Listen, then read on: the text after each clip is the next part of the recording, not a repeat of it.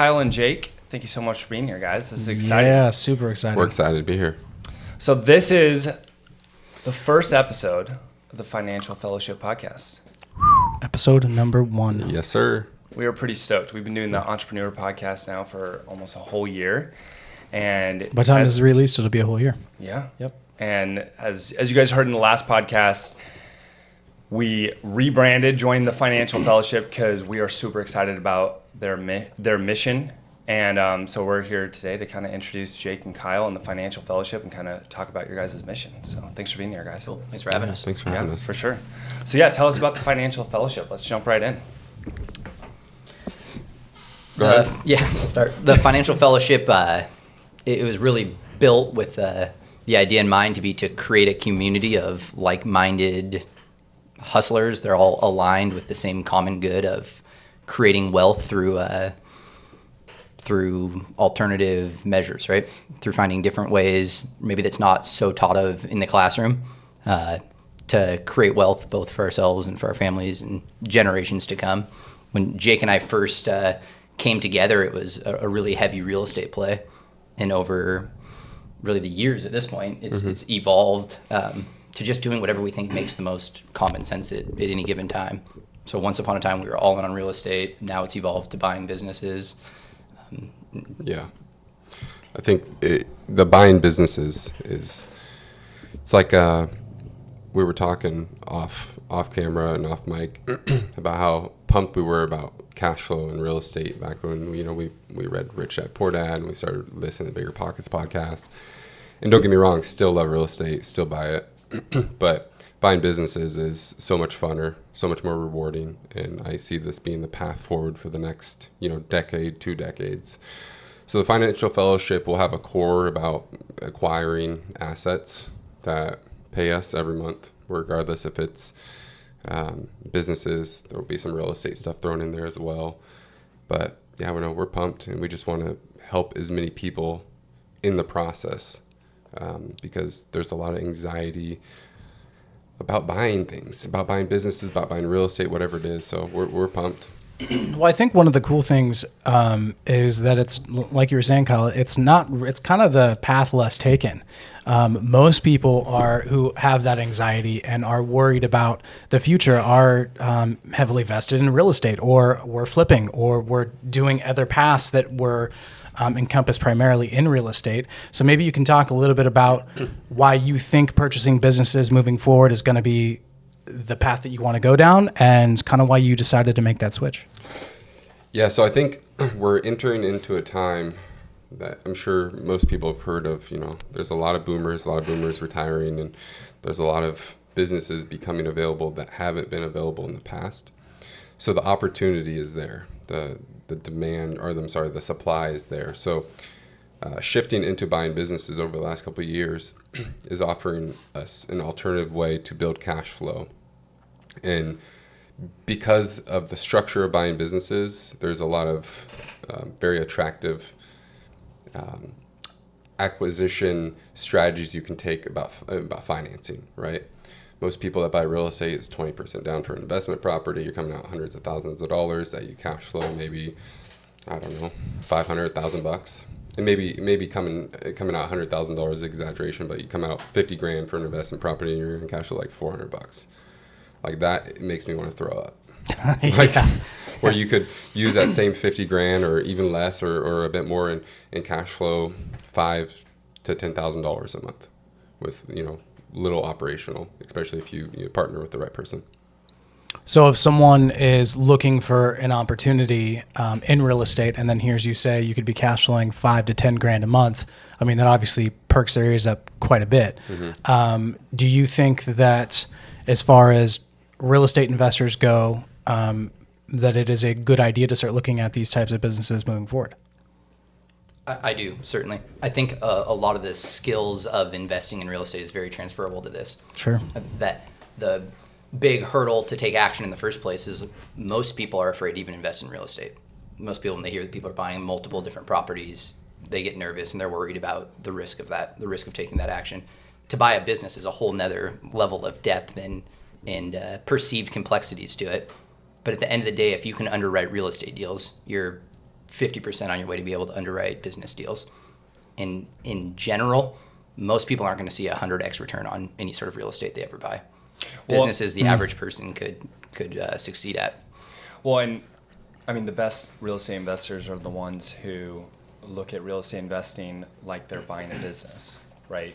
If you're analyzing it as if it's a business and not just, haphazardly being like, well, this is what Robert Kiyosaki says, so I'm going to do it, then you're probably going to be a lot more successful. So if you have developed those skills and you already analyze real estate, your acquisitions in real estate, it's really the same thing. You're looking at it from a cash flow, cap rate, cash on cash return basis, and making decisions based off of that. So like you said, the metrics really translate. Yeah, 100%. We're looking at it through the same lens, right? When I'm looking at it is what's best case scenario, what's worst case scenario, what does my exit strategy look like, what do 3 exit strategies look like? Yeah. Interesting. And you have so many more exit strategies in a business.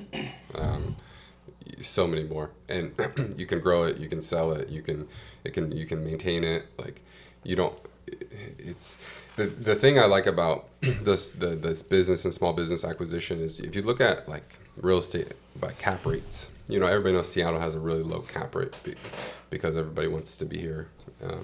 I don't know why.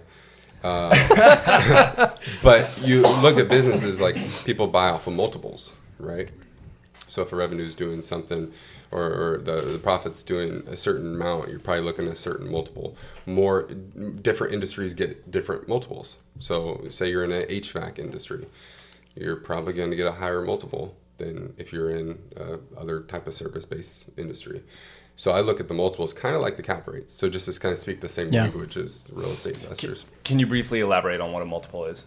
Yeah, so the company will sell for a multiple of essentially the profit of whatever the business is doing, the seller discretionary earnings or EBITDA, depending on what type of amount of profit we're talking about. But so say you're doing $1 million in revenue and your 30% margins, your seller discretionary is around $300,000. That business should sell for in between a 2 and 3 multiple, so $600,000 to $900,000. Got it. So let's go back in time. Talk to us about how you guys met and formed this partnership. Well, that's a ways back in time. I was looking for some outside money for some mobile home parks, and I met with Kyle and his business partner for dinner. Steve was more interested, for sure. And Kyle was not impressed. I was waiting for the right time to partner with Jake. So the dinner, went good. Great guys. And then we just kind of went our separate ways for a year and a half, and then we got linked. How did we get linked back up? You posted something you purchased on Facebook, I think, and I made a comment on it, and then you said, "Hey, let's catch up." And and we had another meal and kind of left under the agreement we're gonna do something together. And naturally, let's look at real estate. And we had looked at a number of deals. They weren't penciling quite like we wanted, and then it just evolved over time. We had a real estate deal we actually really liked, and it was finally penciling out to be a good deal given the conditions. In general, we don't like to buy good deals. We want to buy great deals, right? Sure. We're only going to buy so many deals. Doesn't matter if it's real estate or business. We're only buying so many deals in our life. We don't need good deals. We want absolutely awesome deals. This one was a good deal. And my wife had actually been laid off of her job at a tech company. And so it's like, hey, Jake, I might need to step on the brakes a little bit. My life conditions have changed a little bit. And he said, maybe instead of stepping on the brakes, you actually just need to step on the gas. And I'm going to remember that forever. And he had like 4 of these little one-line zingers over the next 2 days. And I was like, I'm just going all in on Jake and with Jake. Like, I feel like this is a safe place to be. And you guys weren't even that close, so him calling you out like that was... it was real. It was real. I felt like a prophet was speaking to me. Like it was just time to go. Do you remember what you said to him when he said that? I think it was a little bit of the tail between the legs. Like, what do you say? Like, not much. Like, he got me. He's right. And then I went home and I internalized it and I thought about it and I talked to my wife and I was like, he is right. And then I was flirting with leaving a job I didn't really have much passion for. It was a But little making bit of, a crap ton of money. it was a bit of the golden handcuffs, right? I was making enough money. I couldn't really complain to any of my friends because when I told them my situation, they're like, "Oh, it sucks to be you." Like, Yeah. pity on you. Like no one wanted to hear it. That's So funny. I needed a bigger mission, and partnering with Jake was definitely a no-brainer. And then once we started learning about businesses, and really we should get in some point in the difference of starting a business versus buying a business. So I think there's a distinct line in the sand there. And make sure you're talking in the mic just so that Yep. people can hear you.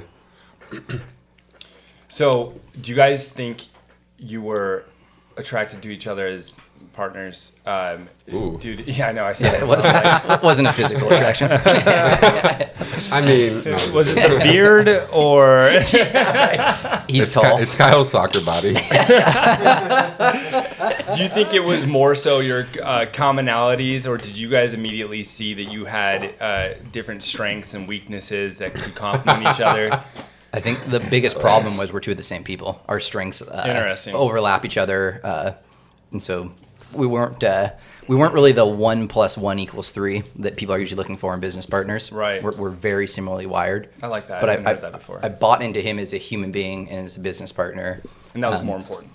Honestly, at that point, it was, and Yeah. it still is. And I would say the same. Like Kyle, if I ever have to question that, is he gonna do the right thing or the wrong thing? It's always the right thing by, is it the right thing to do? Just value and moral based.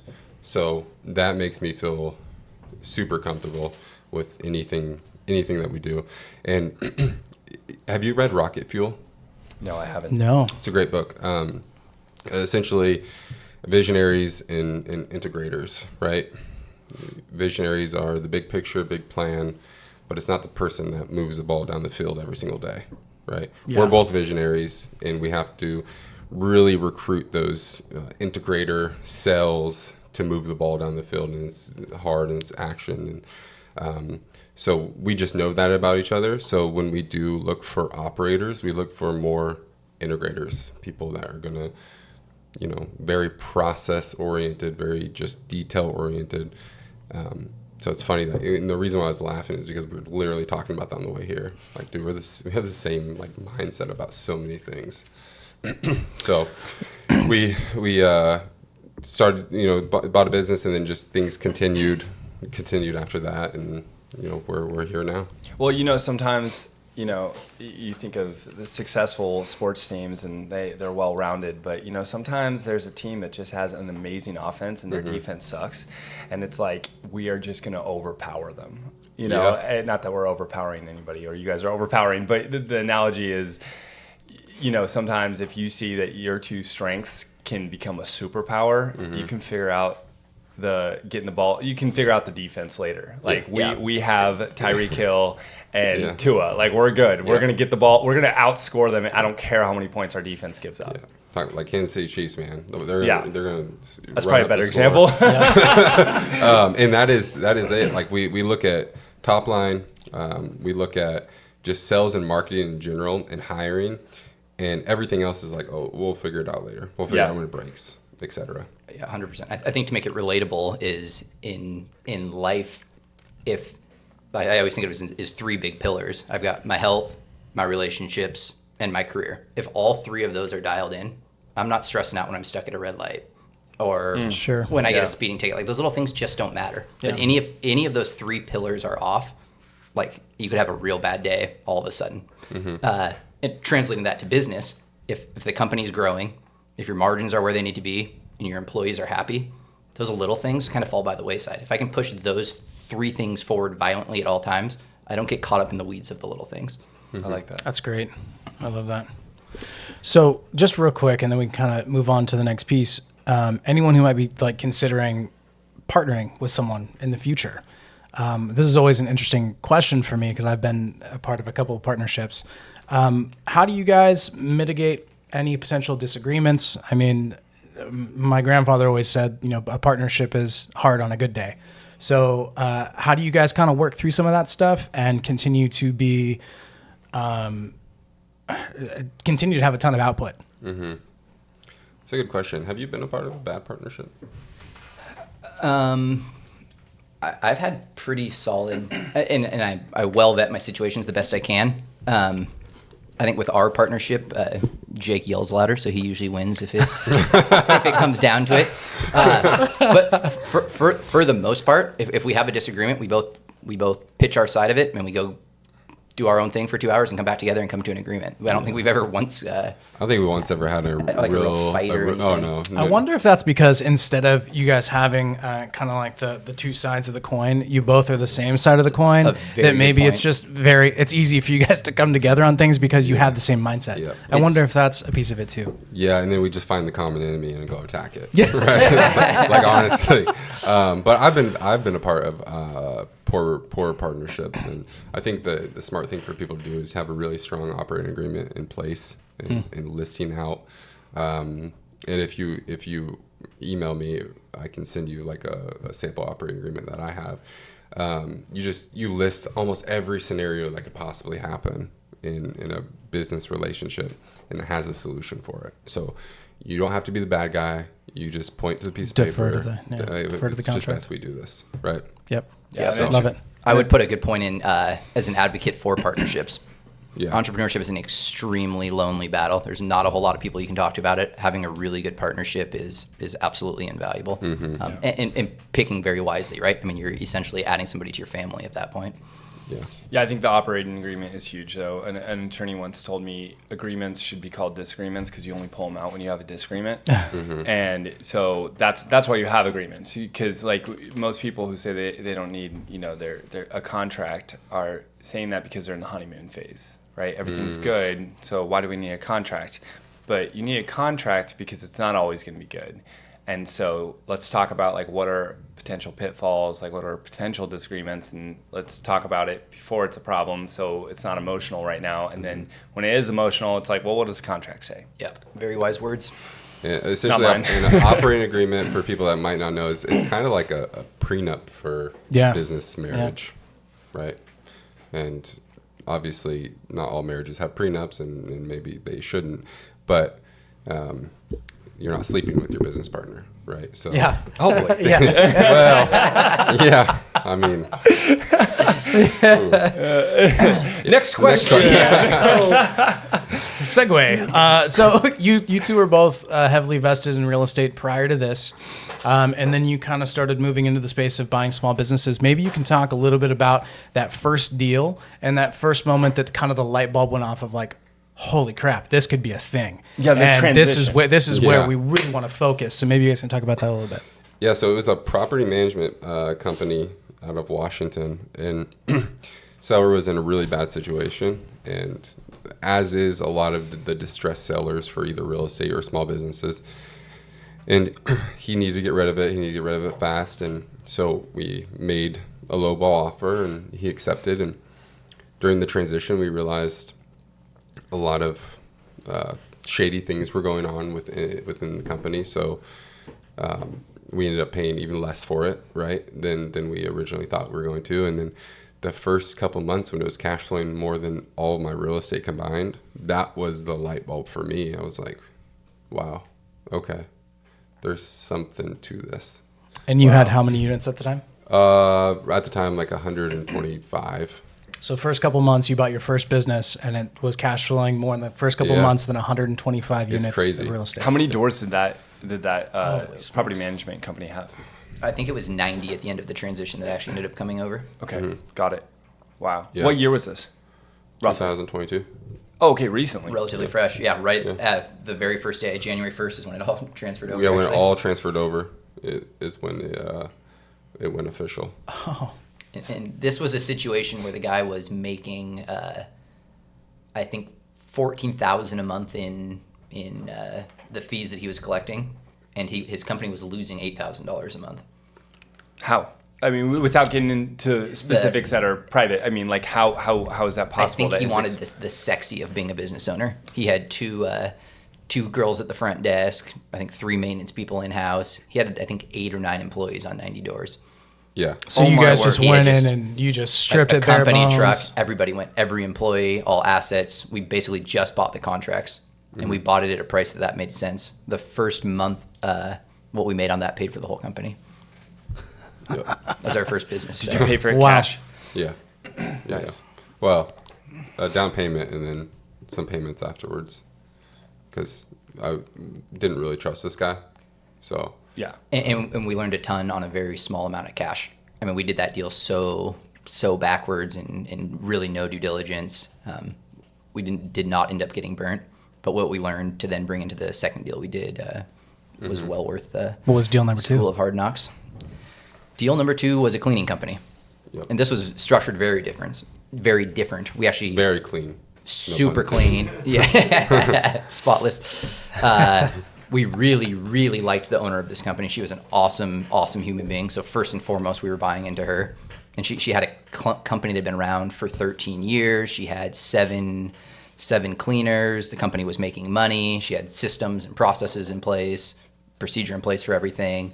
So what we were really buying to this was a growth opportunity. It was not going to be something where we needed to come in and do a complete turnover. It had a lot of really good stuff in place. And she just admitted that she was tired at this point. It needed some new, fresh hands to take it over.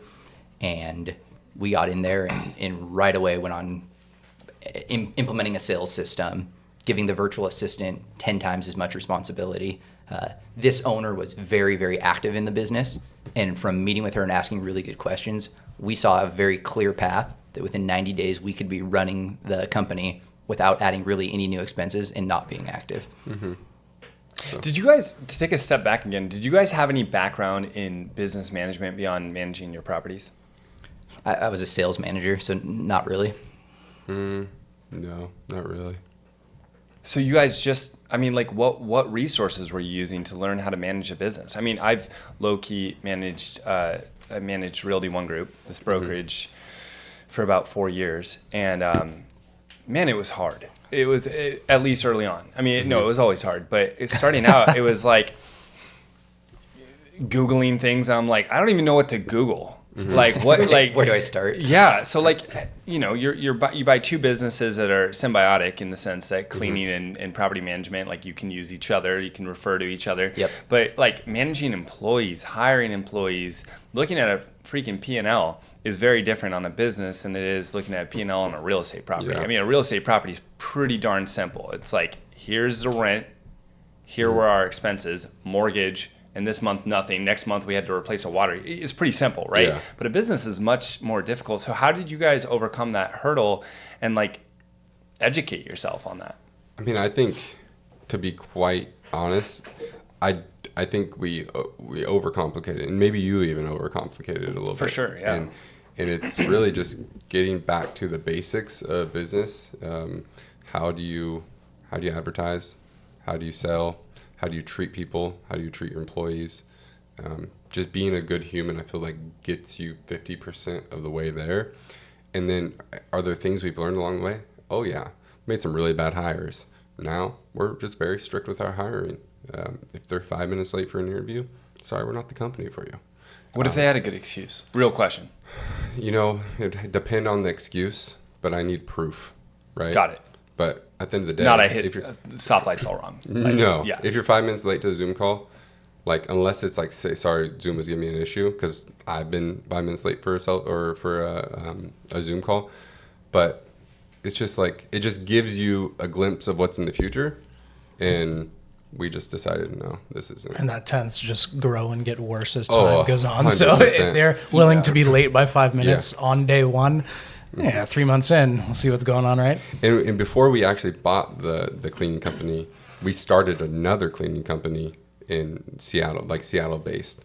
So we had a little of experience with hiring and made a really bad hire there, and thought we were going to build this whole business around this one cleaner that we thought could move into an operator role, but we misread the entire situation. And I think we catch L's as we go, and we just process them and try not to make them again, right? I mean, that's all we can do. That's awesome. I love that. And we'll talk about our L's all day long because we got nothing to hide. Well, let's talk about them. Like, what are some L's that you made early on that you would advise other people to watch out for? Due diligence when you buy a company. Do as much due diligence as possible. Can you elaborate on that? Yeah, you want to? That's kind of your role. Yeah, I mean, this could be a whole podcast episode on its own. I'm sure it will be in the future. Yeah. But I always look at buying business as both an art and a science. When you're buying real estate, it's really black and white, right? You look at it and this is how much this is going to rent on the market for. This is how much it's going to cost. This is what my debt servicing fees are going to be. With a business, I've got what I see on paper, and then there's a whole layer way deeper than that. Is once I buy this and this is in my ownership, what can I actually do with it? Do I need 3 people doing that exact same thing? Yeah, the owner was doing 50 hours a week, but when I look at what they're actually doing, 30% of that is non-existent and disappears. And then I got 2 employees over there. They can do another good chunk of it, and I can hire 1 virtual assistant for $4 an hour. They can do the rest of it. So in my head, I know that thing can be completely erased. So I'm spotting opportunities, and some of that's going to come through experience, but just asking the proper questions, knowing what you're looking for. What you see on paper is one thing, and then asking really, really good questions and kind of envisioning yourself at the head of the company is really where you're going to be able to find some of these values that, and oftentimes even the big private equity firms are just coming in and they're just brute force. What are the numbers? What's the opportunity I can buy here? And slowing down and getting to talk to them on a personal level and get to know more and more about the business is really where you can find kind of some of those hidden nuggets. The value add, like with real estate, you're thinking value add, you're thinking increasing rents and increasing square footage, renovating. There's so many more value add things you can do inside of a business. A lot of businesses are overstaffed, and you can move a lot of things to like more global talent people. So that's one thing. And then another, hiring. Like I spoke on it, but we made worse hires after her, right? And we had the red flags up front, but we want to believe in people, and I think we'll probably always struggle with that because we want to help people, and we want if you're a single mom and you're going through something with your kids, like you can't make it to work, but at the same time, I understand how much of those are reasons and how much of those are excuses. I feel like there's a very clear like delineating line between them. That line gets so blurred, right? Yeah.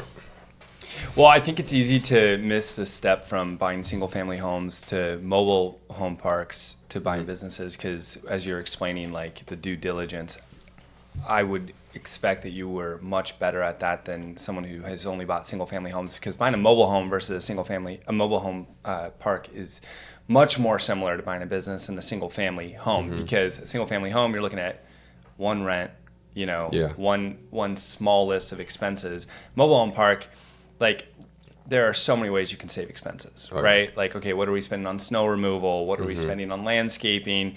We have 2 employees. Why do we have 2 employees? What are the dynamics inside the park? Is it 55 and older? Like, there's so many different things. And so when you start looking at it more like a business, then you kind of have a bigger picture of where you can add value. Totally makes sense. So I wonder how much does the personal aspect come into play when you're purchasing a business, right? So I assume that at some point you're sitting across from someone and you're talking about the business and the numbers and digging in and trying to do feasibility. How much does like the interpersonal communication and the like trusting the person, and how much does that come into play when you're like, have you ever just like had a meeting and then been like, no, they're lying. Like we're not moving forward with this at all. Last week we had one of this gal in Oregon. Yeah. Just as soon as I saw her, I knew it was going to be an issue. And, excuse me, I don't mean that, in a bad way, but it's just like you could tell. And so one of Kyle's mentors said that, I'm never going to buy a business from somebody I can't sit across from a table and look in the eyes. And that means a lot, right? Because you just get a feeling, you get a vibe. And we've met with owners that we like literally fell in love with, and we're like, and Claire's one of them, the woman we bought the cleaning company from. So I think that's such an important part of the entire situation. Would you agree? 100%. To the point it would be in the buy box. Is an absolute non-starter if we don't like them.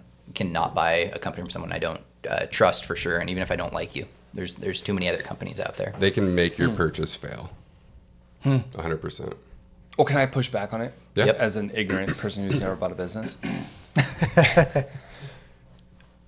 Couldn't you find some amazing opportunities there? Because I would assume a lot of people have that criteria, and if they're if a company wants to sell and their owner is a dick, they're probably not getting many offers, right? And could that be an opportunity? Maybe it's not. Maybe your answer is not an opportunity for us, but yes, it could be an opportunity for somebody. That's where my mind goes. It's like you can often find, the biggest diamonds in the hardest rocks, right? So just thinking outside the box. That's hard for me because our success depends on them in the handover of the asset, right?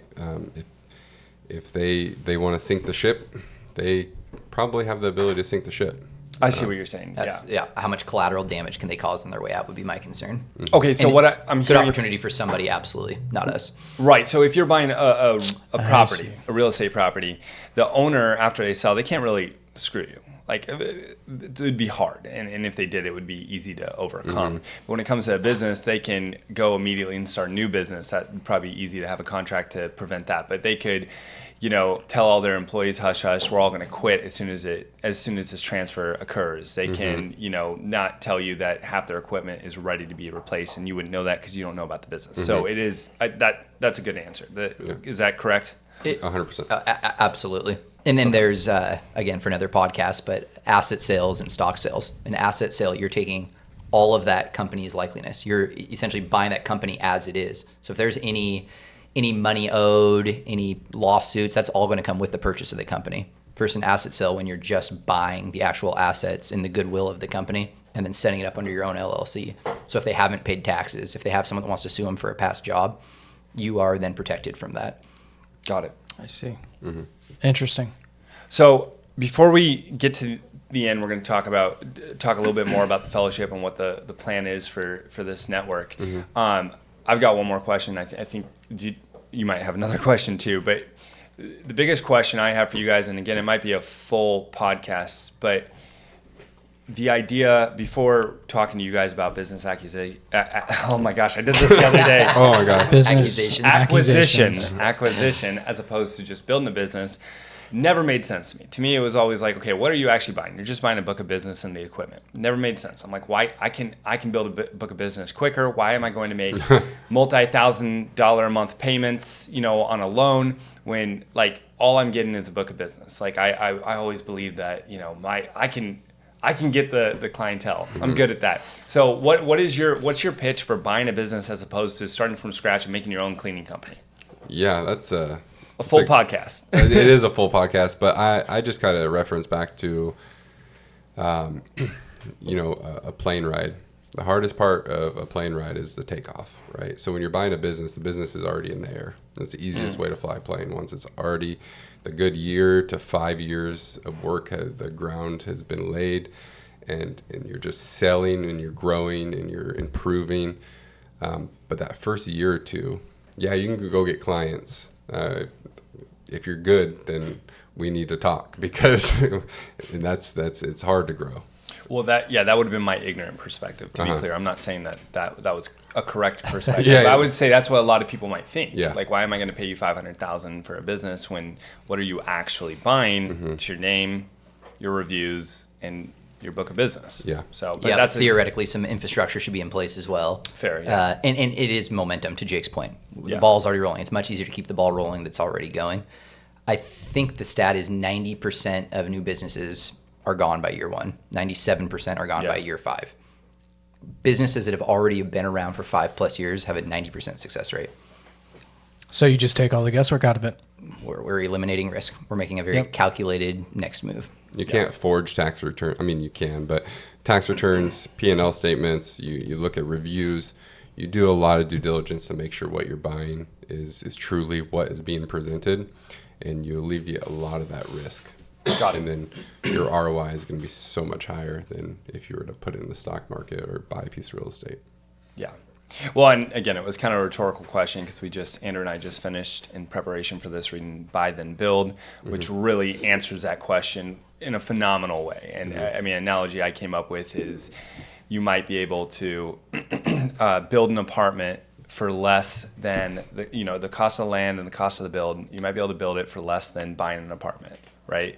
But you have a year and a half, 2 years of holding costs and permits and bullshit, just for lack of a better way of saying it, and you may not make it, right?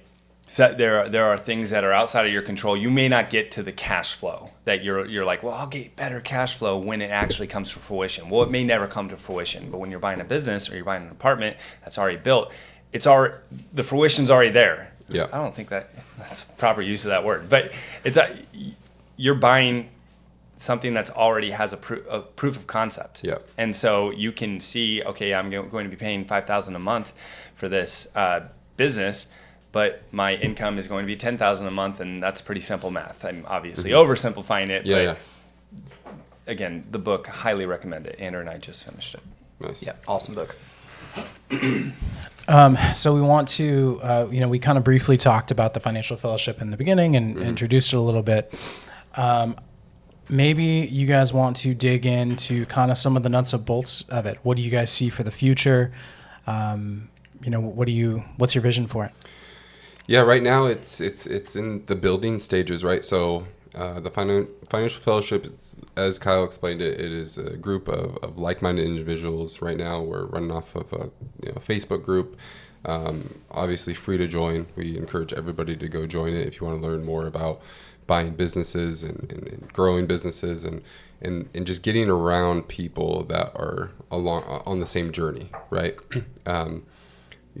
Eventually, we'll have some course material, mastermind classes, and other types of way to get involved. But I think ground level, join the Facebook group. What do you think? 100%. And it's obviously still in its infancy stages. We have, I think, 170 or so people in it. Of that 170 people, there's dozens of very successful business owners, multiple people that own hundreds, if not thousands, of pieces of real estate. There's a lot of very, very wise people in that group. Love it. And I think just as like a pitch too, when we first sat down and started talking with you guys about the podcast and kind of joining forces on this thing, one of the big things that struck me is you both were like, listen, man, at the end of the day, we just want to help people. And I think that there's a lot of groups out there. There's a lot of people pitching a lot of things. And generally speaking, I'm not saying this for all of them, but there's a financial benefit for the person. And not to say there's not going to be for this group as well, but I feel like the actual essence of it was we actually want to help people in this thing. So maybe you guys can talk a little bit about that too. Yeah, and I'll take a kind of a page out of Hormozi's book. It's like, give away as much stuff as you can for free. Make your free stuff better than other people's paid stuff. So our goal is to, just give value. Eventually somebody will bring a deal, or somebody will want to, partner on something, or we're not worried about what the return is going to be. We truly want to help as many people as possible get out of the rat race, the 9 to 5, so they can be proud of what they do. Because I think if think about how many people are just not fulfilled in their career, this gives you an option to be fulfilled in your career. And if you're fulfilled in your career, you're going to be fulfilled at home. If you're fulfilled at home, you're going to be able to give back to your community. It's just kind of get out of the rat race. I love that. Yeah, I love that. That is so spot on. I often get asked by people, what you're buying businesses, you're buying real estate. What if these investments don't pay off? And if it doesn't work, then I'll retire when I'm 65. My plan B is what normal people's plan A is, right? It seems like such a giant risk, but it's really not. If this doesn't work out tomorrow and it all falls apart, I'll go back to that same job I left before I came here. I'll make the same amount of money I was making before I left. Like, really, the larger risk, I would say, is if you're at a job that you're miserable at and you're knowingly already on the wrong path. If there's even a 1% chance that you could go try something different and just maybe it will work, like, at least then you're giving yourself an at-bat and giving yourself a shot. And so really what we're trying to do is just bring to the light that there are other ways to do it out there. And we'll alleviate the risk for people. Like, we'll look at any deal. And if I wouldn't buy that deal, I wouldn't recommend you buying that deal. Like, I'm not going to let somebody fail on the paper aspect of the company. Like, is this a good deal, not a good deal? You know what I'm saying? So that's something we'll do anytime for anybody. 100%. I would, at this point, I would say that entrepreneurship is 10% idea, timing, talent, and 90% hustle, right? if I don't quit, I can't lose. I think everybody has to adopt that mentality. If I can just get through today enough days in a row, success is inevitable. Our motto every night when we had a call together, we talk almost every night before bed, and we survive to live another day. Yeah, That's right. That's all we can do. So I think for a lot of people when they listen to business podcasts or real estate podcasts or whatever, or fitness podcasts, and they hear someone who is doing something awesome that they're impacted by, they get excited, and then the podcast ends and they go, well, I could never do that. I have my 9-to-5 job and everything's fine. And they talk themselves out of it. They have imposter syndrome and they think, I couldn't do that. It wouldn't be me. What do you have to say to that person who's listening to this podcast and saying well, that sounds awesome, but I don't have the money to buy a business. I don't have the time. I don't have the knowledge. That's probably the biggest objection. These guys sound awesome. They're way above me. I can't get there. What do you have to tell those people? Because you guys were those people, right? You were an ER nurse, right? Right, Jake? ER nurse? Yeah, ICU, but yeah. ICU, okay. Yeah. So you were an ICU nurse, you were in tech, and you guys made this leap. You guys left your secure, comfortable jobs. Maybe you weren't super happy, but you were fine. Like easy. You said, you were going to retire when you were 65 and be very comfortable. Yeah. So what do you have to say to that person who's just not ready to make the move, but not for any real reason? The reason is just fear and lack of confidence. It's two different things to them. I want to have two responses. One is, you're right. Whatever you're thinking right now, that you're not able to do it, you're right. Yeah. And I think that's the first mindset shift you have to have, is because if we can be successful in this and you guys be successful in this, sorry, but at the end of the day, we're degenerates. We're not special. We just don't give up, right, every day. So, and then I think the second piece would be join the fellowship, because you'll get around people that thought the same way, that do not think the same way anymore. And the knowledge will be in there in the fellowship, the guidance, the mentorship, the motivation, the inspiration. But I know exactly what we're talking about, because I've listened to podcasts and I'm like, I should do that. Yeah. Then life happens and I forget about it, or just it's just too hard. So. Well, and that's why I asked the question, because the podcast that made me actually do something is when the guest at the end of the podcast has a call to action that's an easy next step. Easy. Yep. And I love that easy next step. Join the fellowship. Costs you nothing except for 2 seconds logging into Facebook and searching the fellowship, financial fellowship, and clicking join and answering 3 questions. That's it. Yep. So I think that's a great answer. The answer is just join the fellowship, the financial fellowship. Gotta get better at that. The financial fellowship, and learn, glean information from people who are doing this thing that you think is insurmountable, and just start with education. 100%. I think your will to win needs to be louder than your excuses. Yeah. And for anyone that's seen every episode of Game of Thrones or whatever new TV show is on, that same time could be spent reading a book, on YouTube, listening to podcasts. Just like anything you're good at today, it's a very learnable skill. It's just a matter of applying yourself. Love it. It doesn't take hours and hours and hours a day. Sure. So I know we're gonna get into the Final Four. I got one last question. I think it's maybe a good one. I'm just sitting here thinking about it, and after reading the book, why is there not more people that are doing this? Because the ROI is there. It doesn't seem like, and maybe you can kind of get stuck in the weeds of how do I evaluate a business and how do I ask the right questions? But like you said, that knowledge is there. You watch some YouTube videos and you're halfway there. Why is this not a bigger thing right now? Because we have, like you said, boomers are retiring. Their kids aren't taking up their businesses. There's a ton of opportunity potentially the next decade or two. Why is this not being talked about more? I think because people like to make it seem so much more complicated than it truly is. Just like people, when you get into real estate investing, going right into buying apartment buildings, people are like, oh, no, you got to start with single family houses and you got to go to a 4-plex. Why can't somebody just go buy a 20 unit?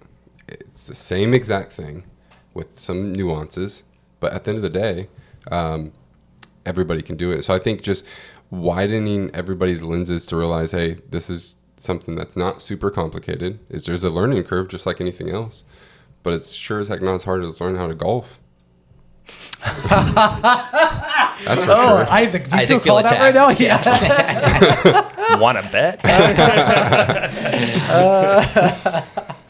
Yeah, I mean, ignorance, man. right? Ignorance is probably the answer. People just don't know. They don't know how to achieve. I mean, us 3 months ago, Yeah. like you and I, Andrew, like that was us. Like, like if you asked me, like, Isaac, why don't you go buy a cleaning business? What would your answer have been? Mine would have been like, what are you talking about? Like, wait, I don't Yeah. like because I Yeah. don't have any experience with that. Like, what a dumb question is what I would have said. So I mean, and that's the beauty of the financial fellowship is it's just let's start with the education, learn how other people are doing it, and hopefully a lot more people will be doing that. Yep. I think Love it. it's such a new concept still, right? 10 years ago, there was only a handful of people talking about real estate on YouTube. Now there's thousands. Same with fitness. There's thousands of them. There's only a small handful of people talking about buying small businesses right now. So it's just not really common knowledge yet. But I would be willing to bet fast forward 5 years, this will be a very, Very trendy thing. popular, very trendy, plenty of gurus selling courses. And then guess what? You can sell your businesses that you've grown to those people who are willing to overpay. That's part of the plan. There's our That's part of the exits. fan. That's part of the exit strategy, baby. And I'm okay with if we get to the point where we are the gurus, I want to have a different definition of what a guru will be. Because right now it's a bad connotation, and I don't like that. Because I think if you look at the definition of a guru, it's actually nothing negative whatsoever. However, we don't aim to be gurus on anything. But when you're leading something, it kind of comes with the territory. So I think just bringing like, oh, hey, those aren't gurus. Those are just normal dudes. Yeah. Yep, and Love it. we strive to stay relatable, right? We're going to always be buying businesses. We're always going to be in the weeds with anyone that we're talking to about it. It's some of these people that are ultra successful at it are unrelatable, right? You couldn't possibly talk to them. You're talking to their team. They haven't actually bought a business in the last 7 years, but their portfolio holds 2,000 of them. And our phones are on us 24/7. We answer our phone. Love that. Well, what do you Okay, think? Should we get fellas. to the final four? Let's do it. Let's do it. All right, so we're excited about this. So we've had 4 questions that we ask at the end of the Entrepreneur podcast, but we got 4 new questions, and we all came up with one. I'm going to have you guys start because I have 2, and I still haven't decided even up until right Isaac. now which one I'm going to. Yeah. It's just because I'm so good at coming up with great questions. So, Terrible problem. so Kyle, you want to lead us off? What's your question? Yeah. So my question was, if you had 72 hours to donate $10 million, how would you spend it and why? Ooh. I think I would say I would go with my gut, and I would give all of it to the Tim Tebow Foundation because I think he would do the correct thing with it. I have a similar answer. The Tim Didn't Tebow see that one Foundation, coming. huh? Yeah, it's a big. If you follow Brandon Turner, he donated the Better Life and Better Life Tribe. They donate all their money to the Tim Tebow Foundation this year. Wow. And it's all about human trafficking. Oh, wow. Love that. Yep. That's incredible. I didn't even know. That's awesome. How much money was it again? 10 million. 10 million. 10 million. 72 hours. Are we all going around and answering that Yeah. that question? Yep. So, man, I feel like that was a really good one. I feel like mine's Yeah, not good luck that great topping anymore. that. I love the ocean. I'm passionate about the saltwater, and I would probably donate it to a highly vetted company that was taking plastics out of the ocean. Nice. I'm not positive about this, but I'm pretty sure if the ocean goes, we're pretty close to we're next Yeah, behind it. It won't be a good thing. Yeah. So if someone said you have $10 million to invest, I would say I would go find somebody who is really successful and like ask them to like invest with me and like say I'll be the money and like learn from them. So I'm probably gonna get a lot of flack for this answer, but I would probably go to Mr. Beast and see So I'm if gonna he would interrupt partner you with me. really fast. Do it. It's $10 million to donate. Not to. I know. Oh, no, okay. no. I'm saying Okay. so that would be my answer for invest. Oh, right? okay. I was just okay. saying you wouldn't so donate. for donation, I think I was like, of what Mr. a Beast. dick. Donate to Mr. Beast. Isn't Mr. Beast like He doesn't the have very most much money, right? philanthropic person right now, based off of dollars given? Yeah. I think Yeah. he is the most philanthropic person. So Mm-hmm. he's the person that came to mind as like the person who gives the most amount of money. So I'd probably go to Mr. I would say I've got $10 million to give. Let's do it. Like, let's partner. Let's do some videos and like let's find like a very impactful way That's to give awesome. it. So that's probably what I would do. That's awesome. But that was kind of similar to yours. You'd give it to you would Give it to somebody that knows how to Collaborate. give Knows better how to- than me. yeah, exactly. Yeah. I wouldn't know what to do. Yeah. So. Yep. I would pick some good dog charities, make sure it goes to a good place, and then I would have a little shopping spree on GoFundMe and go find some stuff that that's cool. resonated to me and buy people a new hip, get their dog surgery, whatever That's super kind of cool. spoke to me. Nice. That's awesome. I love that. Quick tangent. Bill Maher just put out a video that was hilarious. You guys have to watch it, where he is teasing all the people who are dissing on Mr. Beast, because Mr. Beast has been getting all this flack for giving with a spotlight on him, and they're like they're so dumb because the reason he has a spotlight is because he makes money from that, which then he gives. Yeah. Duh. Yeah. Anyways, it's a great bit. It's like an 8-minute have to video. watch it. Oh, Send it dude, to me. it's so good. I'll Yeah, send it it's to really you. good. Yeah. Jake, you want to go next? What's your question? If you had the world stage for 5 minutes, everybody listened to you, what would you say and why? This is a tough one. I said before, and I've been thinking about it throughout the podcast because I still had no idea what the heck I would say. Honestly, man, I think that I would say like from space, all of these imaginary lines that we put on the ground that we fight over and have warred over, and they're not there from space. We're all the same people. Need to bring a lot of love back in. This sounds so cheesy, but like. No, I love it. I mean, like big love, big understanding. You know, most of the things that separate us are just geographically where we were born, but we all come from the same place. We're all human beings. A lot of crap going on in the world currently, and if I had 5 minutes, I would try my hardest to have a compelling speech on why we need to be better to each other. Honestly, I love that. awesome. That's a great answer. Yeah, so I thought about things like that, and like I feel so like it there's sounded so something deeper. corny as I'm saying it. It sounded better in my mind. All I could think of was like, okay, what's the best piece of advice you've ever been given, and see if you can like share that with everybody. That's so the best piece of advice I've ever been given. I heard it on a podcast. It was, gosh, I should know his name. It was a person who Walt Disney hired early on to like that really launched Oh, Walt I know who Disney. you're talking I can't about. I remember can't his think of his name either. He's really old now, but he was on a podcast and he said the best piece of advice he has for people is when whenever he makes an easy decision in the moment, his life gets harder, and whenever he makes a hard decision in the moment or a more uncomfortable decision in the moment or does something uncomfortable, his life gets perpetually easier. And you can take this down any route. Like, I mean, it's easier to pick up a bag of chips than to eat a salad, right? But you're going to feel worse later that day when you eat a bag of chips than if you ate a bag of salad. Yeah. And I mean, you can think about this in any area of life, in your business, in your relationships. It's so much easier to just snap back when your partner says something that they may be wrong, but you snap back at them, and that's easy. That's like your gut to do that. But if you're smart, you're going to be a little more diplomatic and try and listen to what they're saying and make a more mature decision. Way harder. Yeah. Way harder. And so I think about that all the time when I'm at like a crossroad and I so badly want to do something that just seems so much easier. You know, it's the whole road less traveled, right? Yeah. So I'd probably just give that advice because that's probably the single best piece of advice that was ever given to me. You'd also make some sort of pun. Oh, Guarantee it. absolutely. 100%. If you had the entire world for 5 minutes, there'd be some pun in there Dude, too. there'd be It'd so great. many jokes.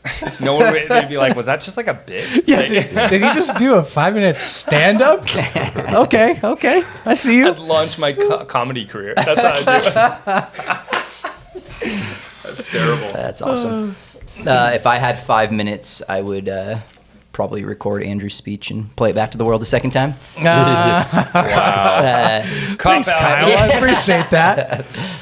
More was love gonna be is my answer. More love is always good. I think I would obviously take it very seriously and build a list of the biggest life lessons from a health standpoint to relationships, finances, and try to do as much good as I possibly could in those 5 minutes. Love it. Love that. This was my question, but actually thinking about it, I love your answer because I think that's where it all starts, is leading with love and bringing more love and peace to the world. I know realistically that's not going to happen, right, in a big scale. So I think I would take my 5 minutes and I would talk about faith and why I believe I think Lord and Savior is our true ticket out of this world where there isn't a lot of love and peace. And then I would spend time talking about how to get where we're going, how to get out of the middle class, how people can start from zero and get somewhere so they can provide for their family, so they feel they have the option to actually love and build peace. Love it. That's awesome. All right, Andrew, you're up. Okay, if you had a time machine and you could go back in time and you could either do something or choose to not do something that you already did or did not do, what would that thing be? Can you repeat it one more time? Sorry. So if you had a time machine and you could go back and there either a decision you made or did not make, what would it be? I think I would have got my real estate license right out of high school. Got into sales right away. Yeah, I mean, I had no overhead. That's probably what I would have done. That's probably a really dumb answer. I mean, because I'm not going to give you like I would have bought Bitcoin. Like, The obvious answers. Yeah, those ones are that's an yeah. unfair answer. I'm saying like something that like is like reasonable. Like, yeah, I would have gotten into sales much quicker and not wasted 5-7 years of my life like working for the man making nothing. Mm-hmm. I still think back on that and I'm like, don't get me wrong. Like if you have a W-2 job, that's great. I did not have a good, I'm talking like Starbucks and stuff. Yeah. Like it wasn't, I can see it. I wasn't going anywhere. Yeah. You know, it was like literally just paying the bills. So I would have just taken that chance. I would have gotten into sales much, much sooner. Yeah. Yep, without using a cheap answer like playing the stock market or buying Bitcoin. I think I've always had a lot of confidence in just betting on myself earlier on. I waited until I was mid-30s. I just finally did it last year and finally got out of the golden handcuffs. And that's something I could have done 15 years ago, honestly. Right. I think probably follow suit with you guys. I wish I would have educated myself sooner when there was opportunities, because I was in a really good place, right after the crash. Could have bought a lot of real estate if my priorities were straight. So I think, especially talking to like any young bucks out there that are 17 to 22. Yeah. Like, dude, those are the best years to build your foundation for the rest of your life. Get your house in order and get rolling. 100%. They say health is wasted on youth. Is that it? The saying? Health is wasted? Or I think you're just making something. no.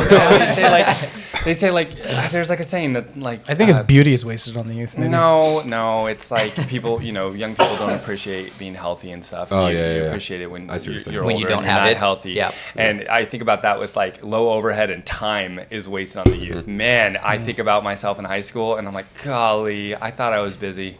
Oh my gosh. Dude. Like if I had that time back to just go back and like just educate myself more and think of relationships more strategically and like, oh my gosh, Dude. that haunts me sometimes. Super quick. Every time we've bought something together, a business, we say to each other, dude, I thought we were busy last month. And it becomes so much more. Just So what stretching you're and capable stretching. of becomes so much more. Totally. Because systems, processes, etc. But yeah. What's your answer, Andrew? I think that I would have focused more on myself early on. I was focused on making sure other people around me were okay. And I think that I would have, knowing what I know now, I think I could have done more good if I had focused on myself a little earlier on. I think that'd be it. It's a good answer. Perspective, yeah. Yep. Awesome. Or what's your question? All right. So if you could pick This has been like a surprise the whole podcast. I'm going to go with the better question, not the fun question. If you could pick one thing that you do regularly in your business or in your life, you can go either direction, that results in the highest ROTI, that's return on time invested. Like what's the number one thing that you do regularly that moves the ball the furthest? Good question. I'll give you a quick answer, which is urgency. I think our time from decision to action is really good. He stole my answer. That's why I actually said our, because I knew that was yours as well. When we get brought a problem or something that needs a complex solution, we usually talk about it, go do something for an hour or two, come back together and just come up to a decision, which we've been waiting on other people to make decisions. Sometimes it takes 2 weeks to get back to us. It's like, how much brain power does this actually need, guys? Like, at some point we should be able to trust our instincts and trust the experience that got us here and just know that we're going to make a good decision. And if we don't, we can make another one, right? It's just, you have a problem, solve it, try it, and then move on, adapt, pivot, whatever you need to do. 100%. The amount of trouble that urgent decisions gets you in is pretty small compared to the amount of good that comes out of it. Yeah. So the time you have a problem or the time you get presented an opportunity, it's the time where you take action. So like if a broker brings a deal to us, we can let them know, usually if we're not in a meeting, within a half hour if it's something we're interested in or not. Wow. Same thing with like real estate. Somebody brings a deal, like the flip we're going to talk about. I'll know as soon as you say a purchase price, whether I'm interested or not, because I did an hour of homework last night, and I'll just know so you can let your seller know. So just knowing. But not to copy his answer, I think the biggest ROI for me would be, I think it all goes down to sales and marketing for business. It's just focus on your sales and marketing and grow and let the other things fall into place. Love it. I mean, the easy low-hanging fruit, especially for us, is networking, which I'm pretty sure is what you were going to say. So I'm going to try and say something else. And this is more on the mental and physical side of things. I feel like when I am optimal and everything falls into play is when I'm eating right, when I'm working out, and maybe even jumping in a cold plunge or something. I'm doing something really hard at the beginning of my day. I seem to operate at a much better level on all accounts on whatever I'm doing throughout the rest of the day. So that's my non-cop-out answer. Well, thank you for leaving my answer. You're welcome.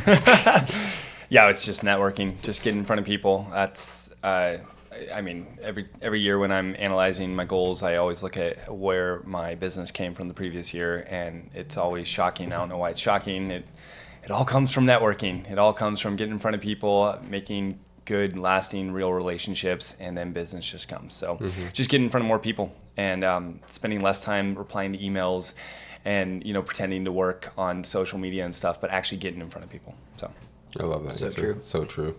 yeah. Well, cool, guys. This has been awesome. This has been fantastic. I'm excited. This is great. I'm excited for the future. Yeah, we are stoked to do a lot more podcasts like this. We have some really exciting guests coming on this year, so guys, stay tuned. And for everybody who is listening to you guys for the first time, can you tell them how they can learn more about you, they can get in touch with you, and learn more about the fellowship, or financial fellowship? So just my first name, last name, Jake Fafaro on any social, and then if you just go to Facebook and type in Financial Fellowship, that will be the group. Yeah. And then also, if you want quicker access, just text me or call me, 253-709-3515. Kyle? Pretty much what he said. Perfect. Contact Jake. Right on, guys. Well, this has been a blast. Thanks for doing this. You are going to be hearing a lot more of Kyle and Jake over the coming months. So thanks for listening. Years. Yeah, coming years. That's right. Yeah. So thank you all for listening. Let's go. I love it. Thank you all for listening to the Financial Fellowship podcast. If you like what you hear, check us out on YouTube and anywhere you get your podcast. See y'all later.